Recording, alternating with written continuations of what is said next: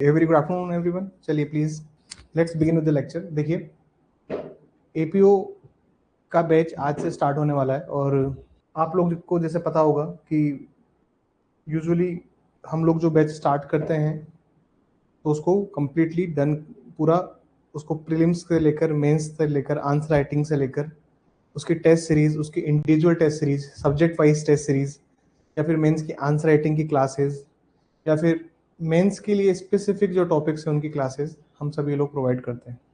ठीक है, सो क्या रहने वाला है और किस तरह से हम लोग स्टार्ट करेंगे इसको हल्का सा एक बार समझ लीजिए। आज फर्स्ट लेक्चर है और बहुत सारे स्टूडेंट्स क्लास में है, तो this lecture is like an orientation की तरह ये लेक्चर होगा। तो आप सबसे पहले ये बात समझिए कि हम जो क्लासेस स्टार्ट करने वाले हैं आज विद रिस्पेक्ट टू एपीओ, इसमें हम लोगों का क्या मॉडल्स रहेगा, क्या मोड से हम लोग स्टार्ट करेंगे, किस तरह से हम टारगेट को अचीव करेंगे, और अल्टीमेटली हमारा गोल ये है कि हमें सबसे पहले प्रीलिम्स निकालना है, then we have to go for the mains. जो लोग लास्ट ईयर मेंस क्वालिफाई हो, मतलब प्रीलिम्स इनका क्वालिफाई हो गया था, तो वो लोग भी थोड़ा सा ध्यान रखिए कि इस बार कंपटीशन ज़्यादा है, आउटसाइड स्टेट्स का भी कंपटीशन ज़्यादा है, बच्चे भी ज़्यादा पास आउट हो गए हैं, 2 साल ऑलमोस्ट हो चुके हैं इस वैकेंसी को। तो ये बात बिल्कुल आप स्पेसिफिकली इस बात को ध्यान रखिए कि कंपटीशन ज़्यादा रहेगा। सेकंड ऑफ थिंग, सिलेबस क्या रहेगा सर? सिलेबस ऑलरेडी मैंने ग्रुप में डाला हुआ है, ग्रुप में पोस्ट किया हुआ है, और जो लोग नए जुड़े हैं उनके लिए भी मैं ग्रुप में बोल के टीम को फॉरवर्ड करवा दूंगा। क्या स्कीम रहेगी? तो इन लोगों ने लास्ट ईयर 11 सब्जेक्ट्स थे प्रीलिम्स में, इस साल ऑलमोस्ट 14 सब्जेक्ट्स हैं, और जो 3 सब्जेक्ट नए बड़े हैं उसमें आपका भारतीय न्याय संहिता, नागरिक सुरक्षा संहिता और भारतीय साक्ष्य अधिनियम भी है। एक और सवाल बच्चों का ये आता है कि सर जितना इधर दिया हुआ है क्या उतना ही पढ़ना है, उससे ज़्यादा तो नहीं पढ़ना है? नहीं सर, उससे ज़्यादा नहीं पढ़ना है, जितना इधर दिया हुआ है उसको उतना ही पढ़ना है। और क्योंकि देखिए लास्ट ईयर जो पेपर हुआ था ऑलमोस्ट 80 to 90% क्वेश्चन जो सिलेबस गिवन था उसी में से आए थे। एक आधे सवाल को आप छोड़ दीजिए जो थोड़ा बाहर से था, बाकी 80 to 90% सिलेबस वही था और उसी में से इन्होंने सवाल भी पूछे थे। तो ये बात आप मेक श्योर कीजिए कि जो सिलेबस है, जो सब्जेक्ट का पार्ट है वो। एक और क्वेश्चन बच्चों को ये आया था सर कि जो नए सब्जेक्ट्स ऐड हुए हैं क्या इनके रिगार्डिंग कुछ स्पेसिफिक प्रोविजन या फिर कंसेप्ट दिए हुए हैं? नहीं दिए हुए सर, नहीं दिए हुए। तो हम इनको इन्हीं के पर्सपेक्टिव में पढ़ेंगे। कुछ नए सेक्शंस जो ऐड हुए हैं उनको यहाँ पर विशेष स्पेशल एम्फेसिस हमारा उनके ऊपर होगा। ठीक है, और जो भी बच्चा एनरोल हो रहा है इस कोर्स में इसकी ड्यूरेशन कब तक होगी, इसकी फीस क्या होगी? इसकी फीस 10,000 रुपीज़ होगी। इसमें प्रीलिम्स की क्लासेस, इसमें मेंस की आंसर राइटिंग क्लासेस, इसमें प्रीलिम्स की टेस्ट सीरीज, इसमें मेंस की आंसर राइटिंग के साथ टेस्ट सीरीज, इसके साथ हिंदी और इंग्लिश की क्लासेस भी हम लोग प्रोवाइड करेंगे। क्या सब्जेक्ट मैटर है, क्या कंटेंट है, वो भी मैं आपको दूंगा। प्रीलिम्स के लिए 1-लाइनर्स हम लोग प्रोवाइड कर रहे हैं इस बार। देखिए, ऑफलाइन में हम लोग नोट्स नहीं प्रोवाइड करते थे, but online we are giving you the content, और हम लोग उसमें 1-लाइनर्स के साथ साथ नोट्स भी हम लोग प्रोवाइड करेंगे। मैं आपको एक बार नोट्स भी दिखा दूंगा। एग्जाम का पैटर्न क्या होगा? This is syllabus for Hindi and this is syllabus for the English. क्या पैटर्न होगा सर? पैटर्न सेम होगा आरजेएस की तरह ही। लो जो है वो 70 मार्क्स का आएगा, और लैंग्वेज में हिंदी के 15 क्वेश्चन और इंग्लिश के 15 क्वेश्चन रेस्पेक्टिवली पूछे जाएंगे। उसके साथ नेगेटिव मार्किंग भी रहेगी। अब नेगेटिव जो मार्किंग होती है राजस्थान एपीयू के अंदर, वो 0.33 आप मान के चलिए। स्पेसिफिकली अभी इसमें जो दिया हुआ है वो तो 1/3 दिया हुआ है, और ये जो दिया हुआ है सर, ये लास्ट ईयर जो बताया हुआ था उसी में, क्योंकि कोई नया चेंज नहीं आया है। अगर आप सर्च करेंगे आरपीएससी की वेबसाइट पे तो कोई नई सिलेबस अपडेट नहीं हुआ है। जो सिलेबस एपीयू का इन्होंने पब्लिश किया था आज के 2 साल पहले, वही सेम सिलेबस इन्होंने कैरी फॉरवर्ड किया है, और उसी के थ्रू इन्होंने सवाल पूछे हैं, तो हम भी उसी के थ्रू जाएंगे। ठीक है सर। जो नोट्स मिलने वाले हैं आप लोगों को, वो नोट्स एक बार मैं आपको दिखा देता हूँ। जैसे this is note for English medium, ये इंग्लिश मीडियम के लिए नोट्स हैं, और जितना सिलेबस दिया हुआ है उसके रेस्पेक्ट में ही हम लोगों ने नोट्स बनाए हैं इसके अंदर। तो आप नोट्स में देख सकते हैं कि जितना सिलेबस था हमने उसके रिगार्डिंग हर एक पॉइंट इसमें लिखा हुआ है। These are the class notes जिसको हमने कंपाइल किया है। ये क्लास नोट्स है अपने इंस्टीट्यूट के जिनको कंपाइल किया है, और सिर्फ सेक्शन 26 तक ही आएगा। अगर आप जेजे का सिलेबस देखोगे, if you look at the syllabus of JJ, तो जूनियर जस्टिस के सिलेबस को अगर आप एक बार देखें तो जे का जो मेजरली जो सिलेबस है वो सिर्फ सेक्शन 1 to 26 तक की ही बात करता है, तो हम भी उसी के रिगार्डिंग इसको कवर करेंगे यहाँ पर। क्योंकि अगर आप जे का सिलेबस देखोगे तो उसमें मेनली जो चीज़ दी हुई है वो सिर्फ सेक्शन 1 to 26 दिया हुआ है। इसमें सेक्शन 3 जो है वो नहीं है, सेक्शन 3 जो है उसमें नहीं है, लेकिन फिर भी मैंने सेक्शन 3 के नोट्स उसमें डाले हैं क्योंकि सेक्शन 3 के नोट्स भी इंपॉर्टेंट है, तो सेक्शन 3 के नोट्स भी हमने इनकलकेट किए हैं उसके अंदर। तो जे के 1 से 26 तक है। बहुत से स्टूडेंट्स का ये भी क्वेश्चन था, सर प्रीलिम्स के लिए किस तरह से पढ़ना है और क्या करना है। देखिए प्रीलिम्स के लिए बैरेक्ट को पढ़िए और बैरेक्ट से बाहर ये लोग नहीं जाते, बिल्कुल बेसिक बैरेक्ट आएगा और सवाल भी बहुत ज़्यादा डिफिकल्ट क्वेश्चन नहीं पूछे जाते। हम कोई भी सब्जेक्ट को स्किप नहीं कर सकते। जैसे लास्ट ईयर कुछ स्टूडेंट्स ने क्या किया था, आर्म्स सेक्ट छोड़ दिया था, एक्सरसाइज छोड़ दिया था। अगर आप कुछ भी सब्जेक्ट स्किप करते हैं तो उसमें आप ही का लॉस है, क्योंकि देखिए बहुत ही लिमिटेड इन्होंने सिलेबस दिया हुआ है। मेंस के लिए बहुत सारा सिलेबस है, लेकिन प्रीलिम्स ओरिएंटेड बहुत लिमिटेड सिलेबस है, तो हम उसी को कवर अप करेंगे और हम उसी से थ्रू आगे बढ़ेंगे, ठीक है। और अपार्ट फ्रॉम इट ये जो 14 सब्जेक्ट्स हैं, ये 14 सब्जेक्ट्स हम डिस्कस करेंगे, चाहे वो एक्साइज एक्ट हो, चाहे वो आर्म्स एक्ट हो। अब एक्साइज एक्ट में लास्ट अगर आप लोग स्टूडेंट रहे हैं तो उस टाइम पे मैंने जब एक्साइज एक्ट को प्रीलिम्स के लिए पढ़ाया था, तो प्रीलिम्स के लिए मैंने आपको पूरा स्पेसिफिक बताया था कि सेक्शन 16 रीड विद सेक्शन 19 से सेक्शन 19 रीड विद सेक्शन 54। हमने उसको इस तरह से कंपेरेटिवली स्टडी करके पढ़ा था, जो हम मेंस में करेंगे, जो हम मेंस के ओरिएंटेड करेंगे। लिमिटेड क्वेश्चंस करेंगे, लिमिटेड चीज़ें ही पढ़ेंगे, क्योंकि उतनी ही चीज़ें पूछी जाती है और उससे ज़्यादा आप लोग मत कीजिएगा। रही बात हिंदी और इंग्लिश की, तो हिंदी और इंग्लिश में कुछ बुक्स हैं और कुछ पीडीएफ्स हैं जो मैं आपके साथ शेयर करूंगा। अपार्ट फ्रॉम इट क्लासेस भी होंगी जो आपको बताएंगी कि आपको क्या पढ़ना और क्या नहीं पढ़ना। और उसके अलावा प्रीलिम्स में दिक्कत नहीं आती, प्रीलिम्स इज ईजी, प्रीलिम्स आसान है, क्योंकि नेगेटिव मार्किंग का जो 1/3 नेगेटिव मार्किंग है वो थोड़ी हेवियर सेट पे हो जाती है बच्चों के लिए। लास्ट टाइम की जो कट ऑफ है वो जनरल की 72 गई थी, उसको हमको ध्यान रखना है कि 72 इस बार नहीं जाएगी, इस बार थोड़ी सी ज़्यादा ही कट ऑफ जाएगी। इस बार कट ऑफ जो है 72 से ज़्यादा होगी, तो प्लीज़ 72 कट ऑफ को माइंड में मत रखिएगा, 72 से ज़्यादा ही कट ऑफ जाएगी। रीज़न क्या है इसका? रीज़न ये है सर कि पहले राजस्थान एपीओ के लिए बहुत सारे बच्चे एलिजिबल नहीं थे 2024 में, लेकिन अब 2 साल हो चुके हैं और जब ये वैकेंसी के फॉर्म भरे जा रहे हैं, तो बहुत सारे कॉलेजेस ऐसे हैं जो इसकी लास्ट डेट जो है 5, 6, 7 जुलाई, तो उसके पहले ये लोग रिजल्ट को डिक्लेयर कर रहे हैं। बहुत सारी यूनिवर्सिटीज़ है और बहुत सारे कॉलेजेस है जिनके स्टूडेंट्स मेरे पास हैं, तो वो लोग ये पुश करने लगे हुए हैं कि लास्ट डेट के पहले रिजल्ट डिक्लेयर हो जाए, ठीक है सर। तो ये बात को मेक श्योर कीजिए कि वैकेंसी इस टाइम पे आई है जब एक और बैच पास आउट हो रहा है, तो कंपटीशन डेफिनेटली ज़्यादा बढ़ा है। दूसरी बात ये कि इस टाइम पर एपीओ की वैकेंसी आई हुई है, बिहार एपीओ भी आया हुआ है, एक मध्य प्रदेश में एडीपीओ आया हुआ है, तो बाकी स्टेट की भी वैकेंसीज है, तो बच्चे इस वैकेंसी को भी टारगेट करेंगे।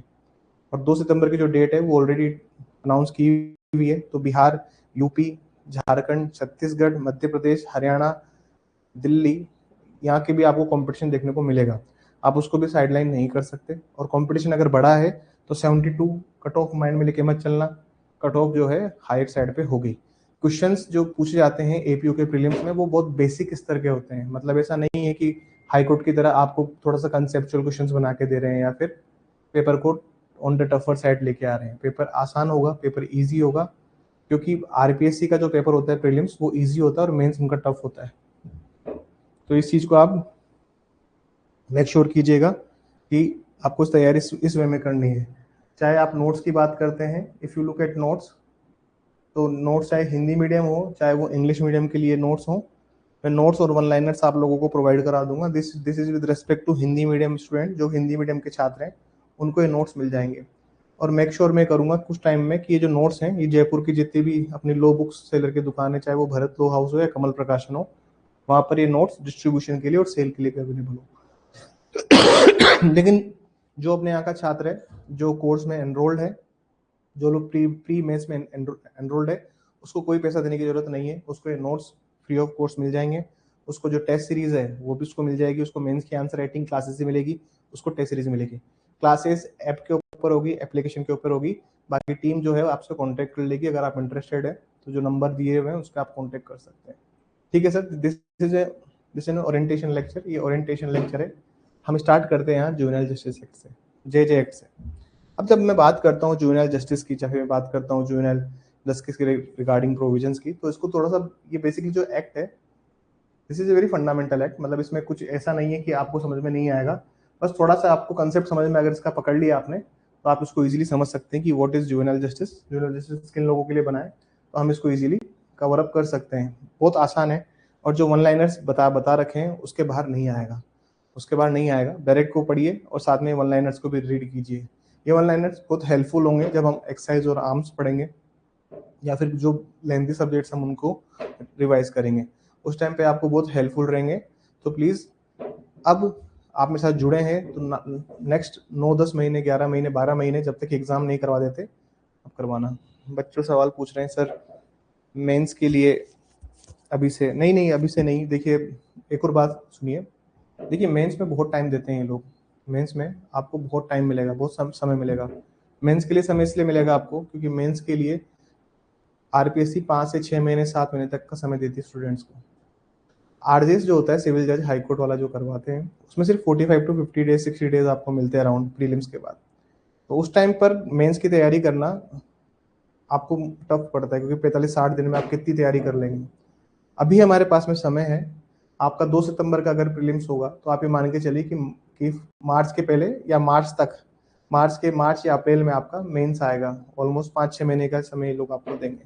ऐसा नहीं है कि 2 महीने बाद ही ये लोग मेंस करा देंगे, ऐसा पॉसिबल नहीं है, क्योंकि आरपीएससी अपने एक कैलेंडर को फॉलो करती है और कैलेंडर के अकॉर्डिंग ही वैकेंसीज निकालती है, उसी के अकॉर्डिंग एग्जाम करवाती है। तो इतना समय आपको मिलेगा, क्योंकि सितंबर में अगर एग्जाम है तो एटलीस्ट आप मान के चलिए फरवरी मार्च के पहले नहीं होगा। तो उसके लिए आप निश्चिंत रहिए, उसके लिए समय हमारे पास में, और उसके लिए हमें सिर्फ क्वेश्चन स्पेसिफिक तैयारी करनी है। जैसे लास्ट ईयर पॉक्सो के मेंस में कुछ केस लॉ से रिलेटेड क्वेश्चंस आए थे, और ये केस लॉ से रिलेटेड जो क्वेश्चंस थे ये ऑलरेडी ग्रुप में सर्कुलेट किए गए थे, ऑलरेडी ग्रुप में भेजे गए थे। जैसे लास्ट ईयर जो क्वेश्चंस आए थे एक्साइज जेट के अंदर या फिर आर्म सेट के अंदर, तो उसके जो एक्सप्लेनेशंस थे वो भी एग्जाम में पूछे गए थे, वो भी आपके टेस्ट सीरीज में थे। तो सवाल वो जो अपन पूछते हैं वो डेफिनेटली आएंगे, क्योंकि आरपीएससी एक्सप्लेनेशंस को उठाती है, आरपीएससी प्रोवाइजोस को उठाती है। आरपीएससी का एक बिल्कुल आप फंडामेंटल याद रखिए, वो सेक्शन उठाएगी जो कि कोर्ट की प्रैक्टिस में ज़्यादातर पूछा जाता है। ठीक है सर, हम लोग लेक्चर स्टार्ट करते हैं with respect to juvenile justice. Please juvenile justice निकाल लीजिए और थोड़ा सा इस एक्ट को एक बार समझ लेते हैं हम लोग, फिर हम लोग आगे चलेंगे। देखिए कोई भी एक्ट स्टार्ट होता है तो उसका एक फंडामेंटल आपको समझना आना चाहिए। जब आप उस एक्ट के फंडामेंटल को समझते हैं तो वो एक्ट आपके लिए बहुत ईजी हो जाएगा और आप उसको लंबे टाइम तक आप उसको रिटेन कर पाएंगे। ठीक है सर, तो हम उसके फंडामेंटल को ही समझ के आगे बढ़ेंगे, और क्या बोलता है विद रेस्पेक्ट टू क्यों लाया गया इस एक्ट को, थोड़ा थोड़ा हम लोग समझते हैं। बाकी सब चीज़ें आपको नोट्स में मिल जाएगी, you will find each and everything in the notes. तो सर पहले समझिए कि होता क्या चीज़ है जुवेनाइल जस्टिस एक्ट, और जुवेनाइल के पहले भी क्या कोई एक्ट हुआ करता था। दोनों चीज़ों को आप अगर समझ लीजिए, एक पुराना एक्ट हुआ करता था 1950s का।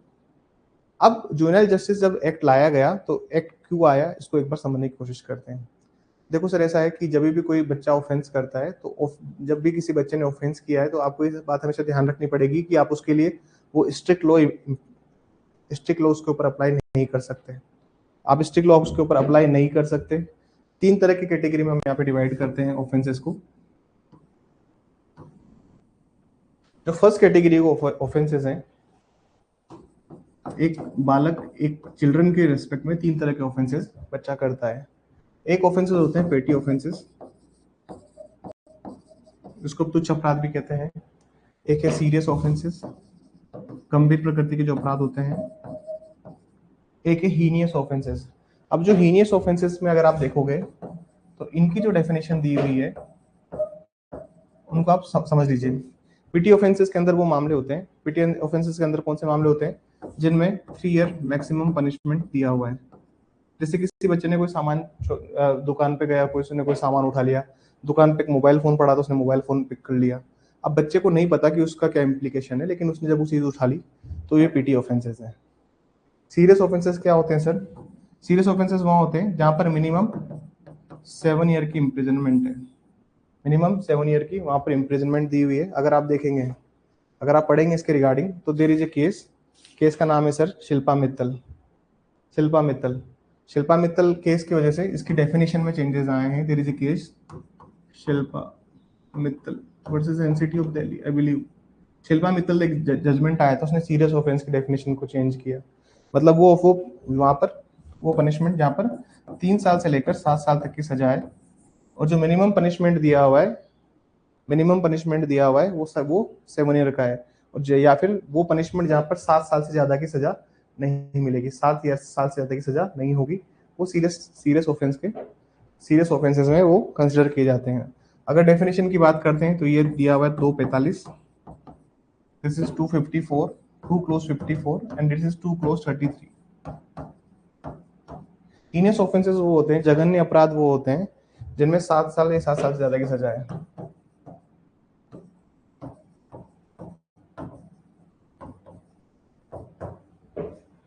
मोर देन 7 ईयर की पनिशमेंट है। ये जो डिफरेंस है सीनियर और हीनियस का, ये आपको सुशीला मित्तल की डेफिनेशन आप पढ़ेंगे। सुशीला मित्तल गाइडलाइंस में आपको केस लो फॉरवर्ड कर दूंगा, उसमें आप ग्रुप में आपको डाल दूंगा उसकी क्या गाइडलाइंस है, पर ये मैं आपको मेंस में डिस्कस करूंगा। प्रीलिम्स में सिर्फ केस का नाम याद रखिए, ठीक है सर। शिल्पा मित्तल एक जजमेंट है, उसमें ये केस लो पूछा जा सकता है प्रीलिम्स के पॉइंट ऑफ व्यू से। हम जो भी आज डिस्कस करेंगे कल उसी का टेस्ट है आपका, कल उसी का आपका टेस्ट रहेगा, जिसमें 15 question, 20 question, 25 question, depending on हम आज कितना कवर करते हैं, ये जो पूरा कोर्स है,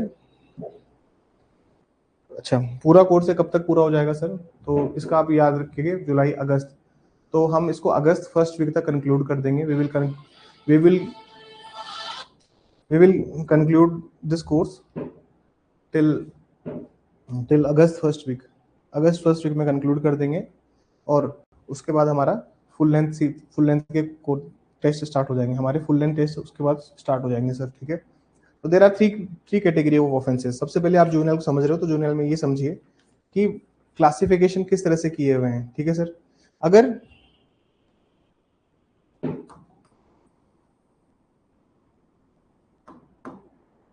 अगर आप पूरे सिनेरियो को समझें तो 3 साल और 3 साल 7 साल तक के जो मामले होंगे, ये जो मामले होंगे सर, इस मामले में हीनियस ऑफेंस में एक अपना जूनियल बोर्ड बैठता है, जेजे बोर्ड, और उनको लगता है कि matter is not serious, matter बहुत सीरियस नहीं है, तो फिर वो इनके प्रोसीजर के अकॉर्डिंग डील करने के लिए आपको बोलेंगे। अगर उनको लगता है कि मैटर जो है वो सीरियस नेचर का है, तो फिर हीनियस की तरह आप इसमें कंसिडर किए जाओगे, तो प्रोसीजर जो है वो पूरी तरह से दिया हुआ है। एक और बात समझिए, बच्चे की जो एज है वो बहुत मैटर करती है in the cases of juvenile.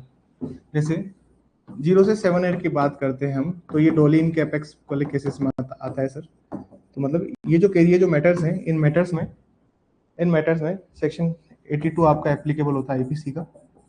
वहीं पे मैं बात करता हूँ 7 से 12 की बात करता हूँ, तो उसमें हम देखते हैं सफिशिएंट अंडरस्टैंडिंग है या नहीं है। अगर किसी भी चिल्ड्रन को सफिशिएंट अंडरस्टैंडिंग है, अगर उसको वो सफिशिएंट मेच्योरिटी है सिचुएशन की, अगर वो मेच्योर नहीं है तो उसको वापस से छोड़ दिया जाता है, there is no punishment with respect to such thing. अगर वो मेच्योर है, इफ ही इज मेच्योर, तो फिर आप जुवेनाइल जस्टिस के प्रोविजन उसके ऊपर एप्लीकेबल करेंगे, एजे के प्रोविजन उसके ऊपर एप्लीकेबल होते हैं। जहां पर उसकी एज है 12 से 18 के बीच में, तो वहां पर जुवेनाइल जस्टिस के अंदर उसके ऊपर एक इंक्वायरी होगी, उसके ऊपर इंक्वायरी की जाएगी as per the provisions of this act. उसके अंदर एक प्रिलिमिनरी रिपोर्ट बनाई जाएगी on the basis of his age. जहां पर भी उसने कोई हीनियस नेचर का ऑफेंस किया है, और उसकी एज लेस देन 16 है, या फिर 16 टू 18 की एज में अगर वो आता है, तो he will be tried as an adult उसका ट्रायल किया जाएगा, ठीक है सर। अपार्ट फ्रॉम इट, हम ये सारे प्रोविजंस को एक एक करके समझेंगे और समझना स्टार्ट करेंगे, ठीक है सर। सबसे पहले इस एक्ट का ऑब्जेक्ट समझते हैं कि क्या ऑब्जेक्ट है इस एक्ट का। प्लीज एक बार बैरेक्ट निकाल लीजिए and we will go through the बैरेक्ट।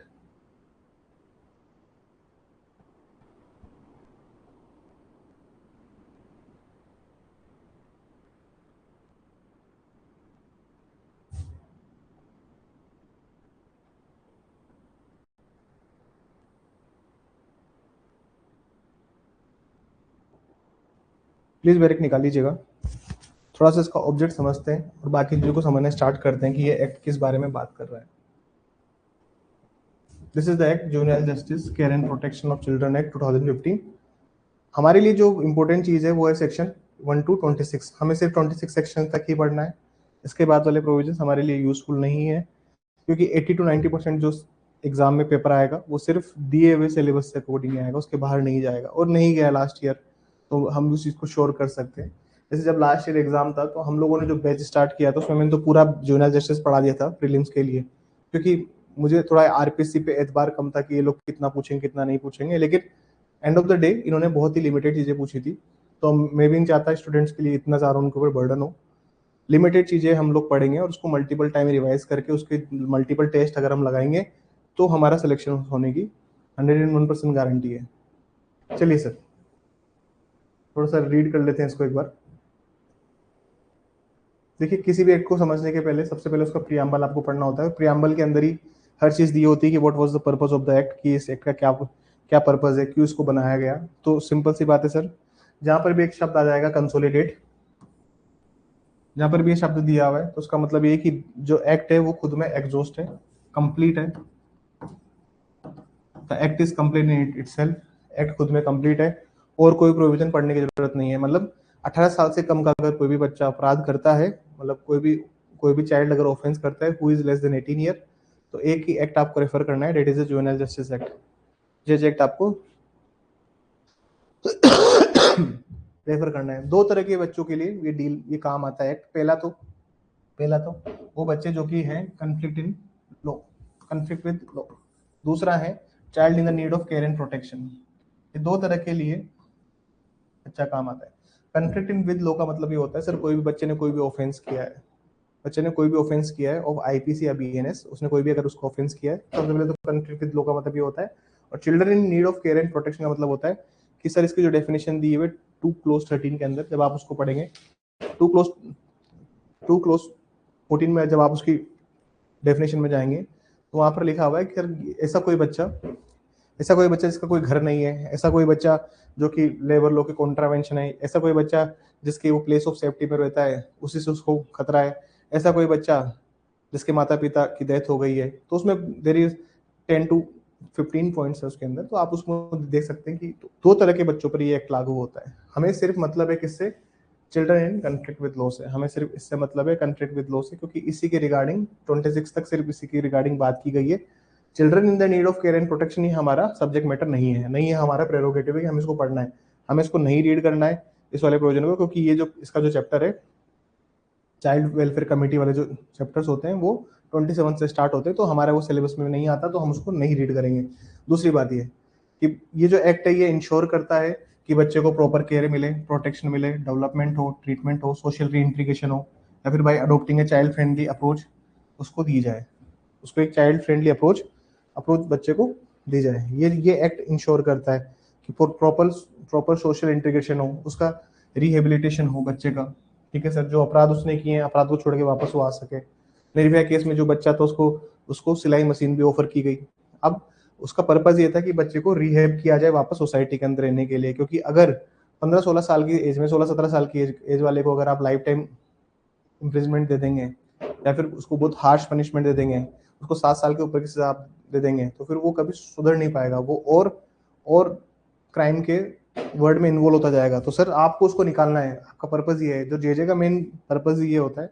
इसको एपीओ में क्यों रखा गया है इसका मैं आपको रीजन बता देता हूँ। क्योंकि देखिए बहुत सारे बाल आबचारी जो होते हैं, बहुत सारे जो चिल्ड्रन जो ऑफेंस करते हैं, उनको भी आप ही की ड्यूटी होती है। अगर आप एपीओ हैं तो आपके कोर्ट में ये भी केसेस आएंगे और ये भी काम आपको पड़ेगा कि आपको बच्चों के लिए भी जुवेनाइल जो कोर्ट होती है उसके लिए भी सोशल इन्वेस्टिगेशन रिपोर्ट बनाने में हेल्प करनी होती है। कभी कभी जब कोई किसी बच्चे ने सीरियस ऑफेंस किया है तो जब उसका ट्राई एज एन एडल्ट होगा, जब आप सेक्शन 18 और 19 पढ़ेंगे, तो जब किसी बच्चे ने कोई सीरियस ऑफेंस किया है जिसमें मोर देन 7 ईयर की पनिशमेंट है, तो उसका जब आप ट्रायल कर रहे हैं तो उस टाइम पर आपको रिपोर्ट कंसिडर करनी पड़ेगी कि क्या सोशल इन्वेस्टिगेशन रिपोर्ट थी बच्चे के लिए, उसका प्रिलिमिनरी असेसमेंट रिपोर्ट में क्या दिया गया था।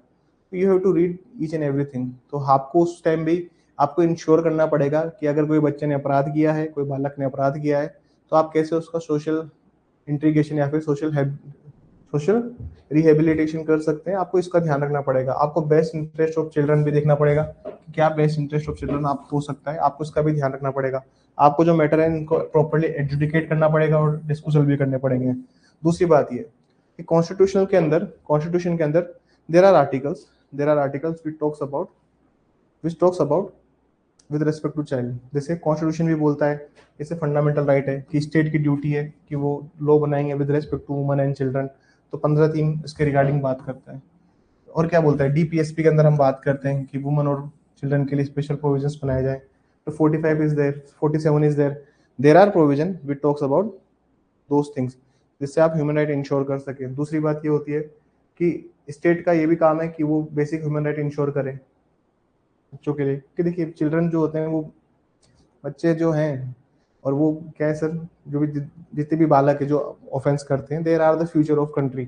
अगर उनके लिए आप एक प्रॉपर लॉ इम्प्लीमेंट करना चाहते हैं तो देर मस्ट बी समथिंग जिनके लिए आपको काम करना होगा। आगे पढ़िए। Where the government of India has exceeded on 11 December 1992। अब गवर्नमेंट ऑफ इंडिया ने आर्टिकल 253 के तहत यूएन के चार्टर पे साइन किया था। There is article 253 of the constitution, जहां पर उसके according India is the signatory member, India एक सिग्नेटरी मेंबर है। ठीक है सर, तो उसके अकॉर्डिंग भी इंडिया ने साइन किया हुआ है, तो हमें उसके लिए भी ध्यान रखना है। अपार्ट फ्रॉम इट, इसके अलावा अगर आप देखें तो there are some international conventions also. अगर आप नोट्स पढ़ेंगे ना सर, जो नोट्स अपने बनाए हैं यहाँ पे, आप इन नोट्स में you will see each and everything. ठीक है सर, ये जो नोट्स में हर चीज लिखी हुई है कि what are the international convention, there are the Beijing rules, there are the UN rules, there are the Hague convention. तो हर चीज जो उसमें लिखी हुई है उसको वन लाइनर्स में मैंने यहाँ पर इनकलकेट किया है। आप इसको भी पढ़ेंगे तो भी आपको समझ में आ जाएगा कि हम किसके रिगार्डिंग बात कर रहे हैं। ठीक है सर। अब दूसरी बात ये होती है, जब हम डेफिनेशन क्लोज में एंटर करते हैं, when we enter into the definition clause, अगर आप जब डेफिनेशन क्लोज देखोगे, शो टाइटल में देख लीजिए, ये ऑल ऑफ इंडिया में एक्सटेंड होता है। पहले ही जम्मू एंड कश्मीर में नहीं लगता था, लेकिन जब से रीऑर्गेनाइजेशन एक्ट आया है जम्मू कश्मीर, तब से ये ऑल ओवर इंडिया में लगने लगा है। ठीक है सर, जो यहाँ के लिए जरूरी था उसमें इतना ही पॉइंट आपके लिए जरूरी है। डेफिनेशन क्लोज में आइए। डेफिनेशन क्लोज में सारी डेफिनेशंस नहीं रीड करनी। ठीक है सर, सारी डेफिनेशंस आपको नहीं रीड करनी। There is more than 55 type of definition, आपको सारी नहीं रीड करनी। सिर्फ 15 से 20 टाइप की डेफिनेशन है, 15 से 20 डेफिनेशन है, वो ही आपको पढ़नी है। प्रीलिम्स के लिए वही इंपॉर्टेंट है और वहीं से सवाल आता है। क्योंकि सर देखिए, जब आप प्रैक्टिस करते हैं, जब आप वकालत करते हैं, तो आपको पता है कि कोर्ट में क्या प्रोविजन काम के हैं और क्या प्रोविजन काम के नहीं है। जैसे ओवरसीज सिटीजन की डेफिनेशन दी हुई है, या फिर एनआरआई सिटीजन की डेफिनेशन दी हुई है। अब आपके लिए एनआरआई की डेफिनेशन तो नहीं आएगी ना सर एपीयू के एग्जाम में। तो इस बात को मेक श्योर कीजिए कि हम जो यहाँ पे पढ़ा रहे हैं और जो नोट्स में लिखा हुआ है, सिर्फ उसको रीड कीजिए, और बैलेट को रीड करके जाइए, एग्जाम निकल जाएगा। ये बहुत ईजी एग्जाम है। प्रॉब्लम कहाँ पे आती है इस एग्जाम के साथ में? इस एग्जाम के सामने सबसे बड़ी दिक्कत ये है कि यहाँ पर स्टूडेंट्स जो असफल हुए, तो लास्ट ईयर हमारे हिंदी इंग्लिश में बच्चे फेल हुए सबके, और सबके बच्चे हिंदी इंग्लिश में फेल हुए। 4 बच्चे ही पास हुए इस एग्जाम में, और लॉ में 40% स्कोर था बच्चों का, जो कैटेगरी में थे वो 35% स्कोर लेके आए। स्टूडेंट फेल हुआ हिंदी इंग्लिश में, उनको वहाँ पे 40% स्कोर नहीं मिला। उसका एक मेन रीजन ये है क्योंकि देखिए स्टूडेंट की गलती क्या होती है कि वो जब पढ़ते हैं, वो जब, जैसे आपको पता है कि आपका जो मेंस है वो आपका हिंदी और इंग्लिश, पेपर 3 और 4 जो है वो आपका लिखने वाला है। अब जब लिखने वाला पेपर जब भी आपके पास आएगा, तो आप एक बात को बिल्कुल अश्योर कीजिए कि अगर आप पेपर लिख रहे हैं, अगर आपका लिखने वाला पेपर है, तो सर उसको लिख लिख के ही तैयारी होती है। स्टूडेंट्स की मेजरली स्टूडेंट्स की क्या गलती थी कि जब स्टूडेंट्स तैयारी कर रहे थे तो वो सिर्फ रीड कर रहे थे, और रीड करने से आपको हिंदी की अशुद्धि मात्रा नहीं पता लगती।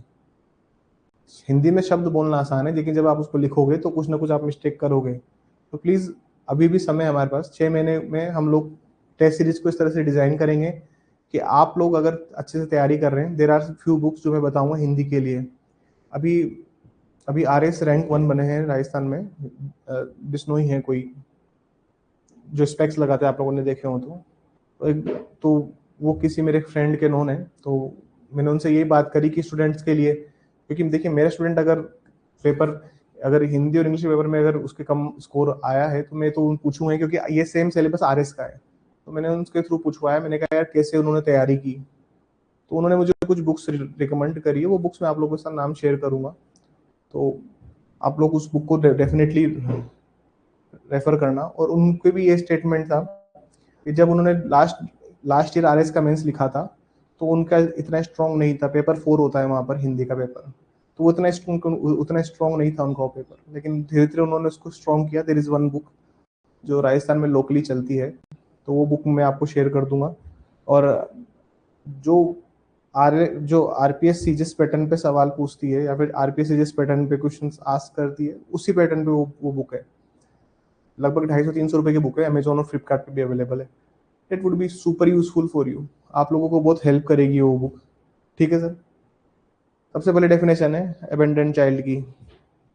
अबेंडेंट चाइल्ड की डेफिनेशन अगर आप देखोगे तो इसके अंदर वो बच्चा आता है सर जिसको डिजर्ट कर दिया है बायोलॉजिकल और अडोप्टिव पेरेंट्स ने, उसको छोड़ दिया सर उसके बायोलॉजिकल या फिर अडोप्टिव पेरेंट्स ने, गार्जियंस ने, या फिर वो बच्चा जिसको कमिटी ने इंक्वायरी करने के बाद में अबेंडन कर दिया है। अब कमिटी वाले जो प्रोविजंस होते हैं सर, दो तरह के बच्चे हमने पढ़े यहाँ पे, एक है 2-13 के अंदर, एक है 2-14 के अंदर। एक है कन्फ्लिक्ट विद लॉ के लिए और एक है need of care and protection. दो तरह के बच्चे हैं सर यहाँ पर। जो कन्फ्लिक्ट विद लॉ में जो स्टूडेंट्स हैं या फिर कन्फ्लिक्ट विद लॉ में जो बच्चे हैं, जो चिल्ड्रन है, उनके लिए आपको चाहिए बोर्ड और इनके लिए आपको चाहिए कमेटी। जैसे कमेटी की डेफिनेशन बताया था मैंने कि किसी बच्चे को छोड़ दिया है घर, या फिर वो घर छोड़ के भाग के आ गया, या फिर उसकी जो टाइम जो उसकी लीगल एज है उसी के पहले उसकी शादी करवा रहे हैं, तो ये कमेटी डिसाइड करती है कि उसको as a abandoned child declare करना है या नहीं करना। तो अबेंडेंट चाइल्ड की डेफिनेशन अगर आप देखेंगे तो वो भी जो चाइल्ड डिजर्ट किया बाय द बायोलॉजिकल या फिर अडॉप्टिव पेरेंट्स या फिर गार्जियन ने, तो उसमें 3 चीजें हैं। अगर आप डायरेक्ट रीड कर रहे हैं तो डायरेक्ट में 3 चीजें आप मार्क कीजिएगा, इसके अंदर तीनों आते हैं। तो एमसीक्यू में बनता है डिजर्टेड चाइल्ड मींस और इंक्लूड्स, तो कौन कौन होता है इसके अंदर, तो आपको ये चीज ध्यान रखनी होगी कि इसमें तीनों चीजें इंक्लूडेड हैं, कोई भी चीज उसमें अलग से नहीं है। ठीक है। दूसरा जो सेकंड डेफिनेशन है अडॉप्शन, सेकंड जो डेफिनेशन है अडॉप्शन नहीं पढ़नी है आपको, नहीं काम की सर हमारे लिए काम की नहीं है, क्योंकि अडॉप्शन कोई काम नहीं है एपीओ का, अडॉप्शन रेगुलेशन का भी हमारा कोई काम नहीं है, इसको भी नहीं पढ़ना सर, इसको भी मत पढ़िएगा। डेफिनेशन इंपॉर्टेंट है हमारे लिए आफ्टर केयर की। अब आफ्टर केयर की जो एक और बात बता दूं, यहाँ पर एडमिनिस्ट्रेटर की डेफिनेशन हुआ करती थी, प्रशासक की, एडमिनिस्ट्रेटर की डेफिनेशन हुआ करती थी, जिसको 2021 अमेंडमेंट एक्ट द्वारा ओमिट किया है सर, इसको ओमिट कर दिया है इस डेफिनेशन को। तो सर ये पूछा जा सकता है कि एडमिनिस्ट्रेटर की जो डेफिनेशन थी उसको कौन से एक्ट से ओमिट किया। ये अभी रिसेंटली अमेंडमेंट हुए थे, तो आप प्लीज इसको ध्यान रखिएगा। आफ्टर केयर की डेफिनेशन अगर आप देखोगे तो आफ्टर केयर का मतलब क्या होता है कि आप जब कभी भी सपोर्ट, फाइनेंशियल सपोर्ट या फिर अदरवाइज कोई भी सपोर्ट प्रोवाइड करते हो उन बच्चों को जिनकी 18 ईयर की एज कंप्लीट हो गई है। क्योंकि सर ऐसा है कि यहाँ पर बहुत सारे इंस्टीट्यूशन है, चाइल्ड केयर इंस्टीट्यूशन है, ठीक है, उसमें ऑब्जर्वेशन होम है, प्लेस ऑफ सेफ्टी है, ठीक है सर। अब बहुत सारे जब इन प्लेस ऑफ, जब आप चाइल्ड केयर इंस्टीट्यूशन में बच्चों को रखते हो तो ये बच्चे जो हैं यहाँ पर ऐसा नहीं कि 25 साल तक रह रहे हैं, 30 साल तक रह रहे हैं, इनको 18-19 साल के बाद में इनको यहाँ से निकालना होता है, इनको यहाँ से निकलना, इनको सोसाइटी में सम्मिलित करना है, तो इनको आफ्टर केयर देनी होती है। आफ्टर केयर का मतलब होता है जब बच्चा 18 साल कंप्लीट कर ले, complete the age of 18 year, जैसे जब भी कोई बच्चा 18 ईयर कंप्लीट कर लेता है तो उसको आप सपोर्ट या फाइनेंशियल या कोई भी अदर चीज प्रोवाइड करा रहे हो, ठीक है सर। तो उसके लिए आपको उसका मेन पर्पस क्या है कि वो किसी भी मेन स्ट्रीम ऑफ सोसाइटी में जुड़ सके, किसी भी मेन स्ट्रीम ऑफ सोसाइटी में जुड़ सके। वो बच्चा जिसने 18 कंप्लीट कर लिया लेकिन 21 से छोटा है, तो सिंपल सी बात ये है कि 18 उसका प्लस हो चुका है लेकिन माइनस 21 है, तो आप उसको जो भी सपोर्ट प्रोवाइड करोगे, चाहे आप उसको सिलाई की मशीन दे रहे हो, चाहे आप उसकी छोटी सी दुकान खुला रहे हो, चाहे आप उसकी छोटी सी गुमटी ओपन करा रहे हो, चाहे आप उसको जो भी सपोर्ट कर रहे हो ताकि वो मेन स्ट्रीम ऑफ सोसाइटी में जुड़ जाए, ये आफ्टर केयर होता है सर। ये आरजीएस के मेंस में एक बार पूछा हुआ है, आरजीएस के मेंस में सवाल आया हुआ है आफ्टर केयर। दूसरा है जो नेक्स्ट डेफिनेशन है, नेक्स्ट डेफिनेशन अगर आप देखेंगे तो इसके अंदर आएगा, ये भी आपको नहीं पढ़ना, ऑथोरिटी आपको नहीं पढ़ना, बेगिंग आपको नहीं पढ़ना। मेंस के लिए जरूरी हो सकती है बेगिंग की डेफिनेशन, पर प्रीलिम्स के पॉइंट ऑफ व्यू से इंपॉर्टेंट नहीं है, प्रीलिम्स के पॉइंट ऑफ व्यू से इंपॉर्टेंट नहीं है, प्रीलिम्स के पॉइंट ऑफ व्यू से बेगिंग की डेफिनेशन इंपॉर्टेंट नहीं है।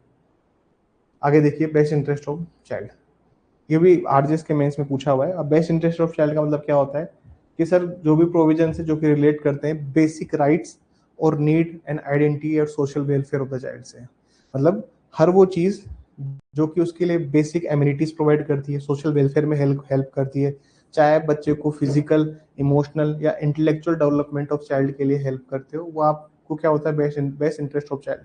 मान लीजिए कोई बच्चा है जिसके पेरेंट्स की डेथ हो गई, सपोज कीजिए। अब आप अब आप किसी कमेटी के मेंबर हो या फिर आप किसी बोर्ड के मेंबर हो, अब उस बच्चे को रखने के लिए जगह चाहिए लेकिन जगह नहीं हो पा रही, आप उसको घर पे लेके आए या फिर आपने किसी जगह पर उसको रखा, तो आपका क्या काम होगा कि जो भी बच्चे के लिए बेस्ट इंटरेस्ट में है, चाहे आप उसको स्कूल भेजें, चाहे आप उसकी एजुकेशन के लिए कुछ करें, चाहे आप उसके हेल्थ के लिए कुछ करें, आप उसको इमोशनली सपोर्ट करने के लिए कुछ करें, आप उसको साइकेट्रिक के पास लेके जा रहे हैं, तो जो भी आप कर रहे हो वो बेस्ट इंटरेस्ट ऑफ चाइल्ड में आपको हमेशा करना है। और बेस्ट इंटरेस्ट ऑफ चाइल्ड में करेंगे तभी आप इस एक्ट के पर्पज को फुलफिल कर सकते हैं, क्योंकि अगर आप इसके प्रियम्बल में पढ़ेंगे वहाँ पे भी लिखा हुआ है कि बेस्ट इंटरेस्ट ऑफ चाइल्ड के लिए ही आपको सारे काम करने हैं। ठीक है sir, best interest of child के लिए करने हैं। अगला डेफिनेशन देखिए, एक तो डेफिनेशन है चाइल्ड की, ठीक है सर, एक तो डेफिनेशन है चाइल्ड की और उसके साथ में एक और डेफिनेशन है 2 क्लोज 35 में जुवेनाइल की। दोनों की डेफिनेशन सेम है, दोनों यही बात बोलती है कि चाइल्ड हो या फिर जुवेनाइल हो, उसकी 18 ईयर ऑफ एज कंप्लीट नहीं हुई हो। दोनों की 18 ईयर कंप्लीट नहीं है, दोनों लेस देन 18 है। तो सर चाइल्ड हो या जुवेनाइल हो, दोनों की जो डेफिनेशन दी हुई है वो लेस देन 18 ईयर दी हुई है। मैं आपको एक बार 235 भी दिखा देता हूँ जल्दी से, इसमें भी आप देख लीजिए 235 child below the age of 18 year, दोनों की डेफिनेशन सेम है, दोनों की डेफिनेशन इस रिगार्डिंग सेम दी हुई है। ठीक है, हम लोग के जो क्लासेस हैं, ये क्लासेस हम नेक्स्ट 3-4 दिन यूट्यूब पे भी लाइव करेंगे। आप लोग जो भी एनरोल कराना चाहें करा सकते हैं, जितनी भी क्लासेस अब तक हुई है या जितनी भी, ये बेसिकली आज से ही क्लासेस स्टार्ट हुई है, लेकिन ये क्लासेस आपको लाइव और रिकॉर्डेड दोनों मोड पे मिलेगी। अगर आप लाइव क्लास में है मेरे साथ इस ऐप के ऊपर, तो आप कोई भी क्वेश्चन भी मुझसे पूछ सकते हैं। अगर आपको कोई चीज़ का डाउट है तो आप वो भी क्लियर कर सकते हैं। आज जो हम पढ़ेंगे उसका टेस्ट हम लोग कल लेंगे। ठीक है सर, आज की जो पढ़ाई है उसका टेस्ट कल होगा। ठीक है सर, चलिए आगे चलते हैं। आगे की डेफिनेशन अगर हम देखते हैं तो 213 देखिए आप, ये बहुत इंपॉर्टेंट डेफिनेशन है, child in conflict with law. अब child in conflict with law का मतलब वो होता है वो बच्चा जो कि एलिज करता है या फिर फाउंड होता है to committed in offence who has not completed 18 years of age, मतलब वो बच्चा जिसने 18 साल की उम्र कंप्लीट होने से पहले ही कोई ऑफेंस किया है on the date of commission of such offence. सबसे इंपॉर्टेंट लाइन है सर ये, मतलब जब उसने ऑफेंस किया था उसकी जो एज है वो 18 ईयर कंप्लीट नहीं हुई थी जब उसने ऑफेंस किया था। सपोज कीजिए एक बच्चा है जो 18 ईयर होने में उसको 2 दिन बाकी हैं, लेकिन अगर उसने कोई ऑफेंस किया है तो भी उसका ट्रायल एज एन तो भी उसको जो हम ट्रीट करेंगे एज ए चाइल्ड ही करेंगे, क्योंकि सेक्शन 5 और 6 के रिगार्डिंग बात करते हैं। या तो आज वाली क्लास में भी कल वाली क्लास में मैं सेक्शन 5 और 6 को एक्सप्लेन कर दूंगा। Child in need of care and protection 214, ये जो डेफिनेशन देख लीजिए आप। सर वो बच्चा जो कि विदाउट एनी होम है, जिसके पास घर नहीं है या फिर कोई अबोर्ड करने की कोई फैसिलिटी नहीं है या फिर ऑब्स्टेंसिबल मींस नहीं है सब्सिस्टेंस करने के लिए, मतलब जीवन निर्वाह करने के लिए उसके पास कोई सोर्सेज नहीं है।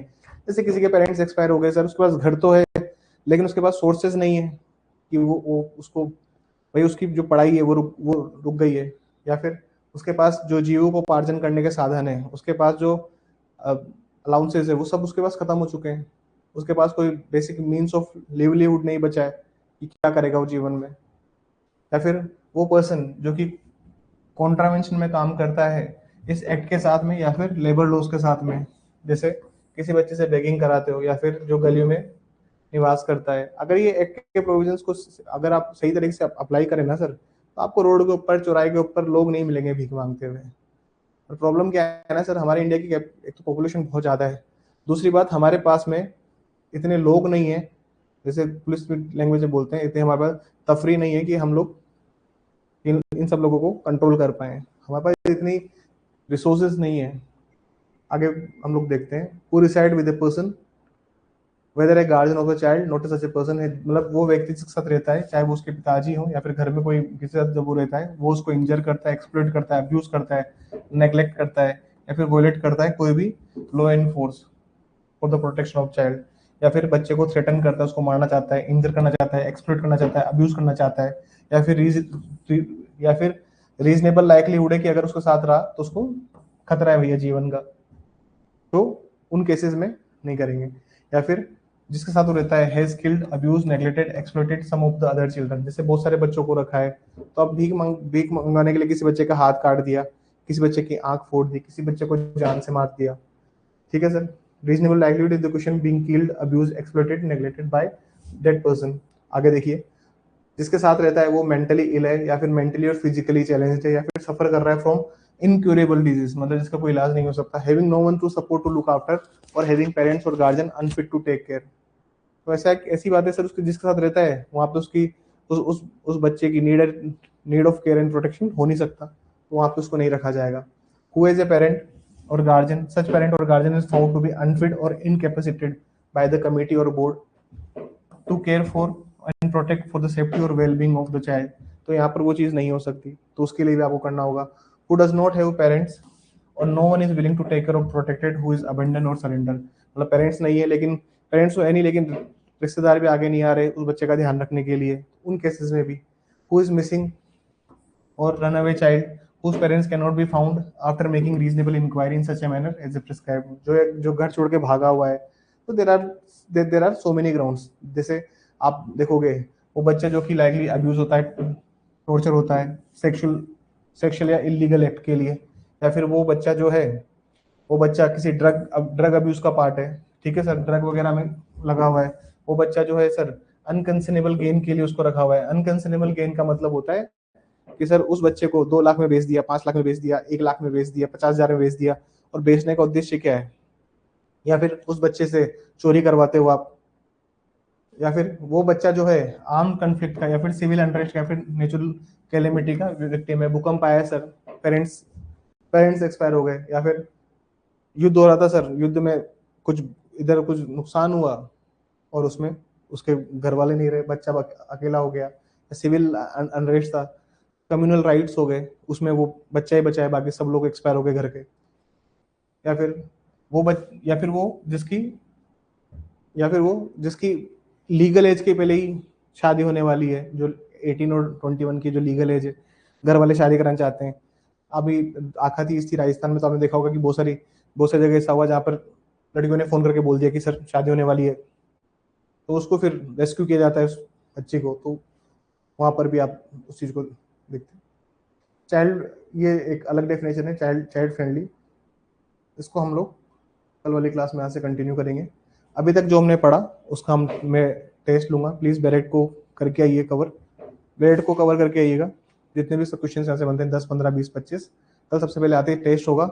आज ओरिएंटेशन लेक्चर है, आज बहुत सारे बच्चे नए जुड़े हैं, और ज़्यादा मैं लंबी क्लास इसलिए नहीं खींच रहा क्योंकि बाकी बच्चे भी जुड़ेंगे क्लास से, उनको भी दिक्कत ना आए, ठीक है।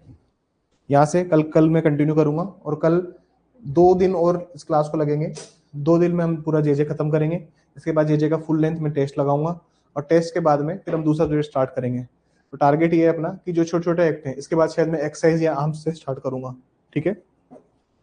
जो हमारे लिए ऐसे सब्जेक्ट्स हैं जो बहुत सारे बच्चों ने फर्स्ट टाइम वो लोग कर रहे हैं, उनको जो सब्जेक्ट है हम उनको सबसे पहले खत्म करेंगे, चाहे उसमें एक्सरसाइज हो, चाहे उसमें आर्म्स एक्ट हो, चाहे पॉक्सो हो, हम सबसे पहले उन्हीं एक्ट को खत्म करेंगे, ठीक है। Thank you everyone, thank you so much.